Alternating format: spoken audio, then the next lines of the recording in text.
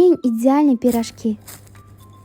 Shunaqa chiqishini xohlaysizmi? Bo'lmasa sizlarga eng kam xarj va eng mazali retsept bilan bo'lishaman. Xamir uchun iliqdan issiqroq sutimizga tuz, shakar, droji, yetarlicha unimizni solib olib, qo'lga yopishar-yopishmas xamir qorib olamiz. Xamirimiz shu holatga kelgach, 2 osh qoshiq o'simlik moyini hamma joyiga tekistirib olamiz. Qarabsizki, qo'lga yopishmaydigan xamirlardan biri ham tayyor bo'ladi. Ana endi 30 minutga oshirganini qoldiramiz. Bu orada qaynab chiqqan kartoshkalarimizdan pyure qilib olamiz. Ana endi Albinous profildan sotib olgan yangi qozonlarimda pirojki jonlanib pishirishni boshlayman. Avval qozonga yog'ni solib qizitib olamiz. So'ng bombadek bo'lib oshib chiqqan xamirimizdan pirojki jonlarni yasab olamiz.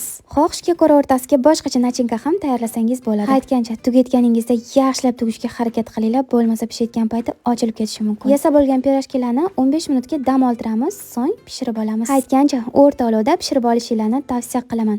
Ana o'shanda ichigacha zo'r bo'lib pishadi. Bu asal retseptga bitta yurakchani bosib saqlab olishni unutmang. Barchangizga yoqimli ishtaha.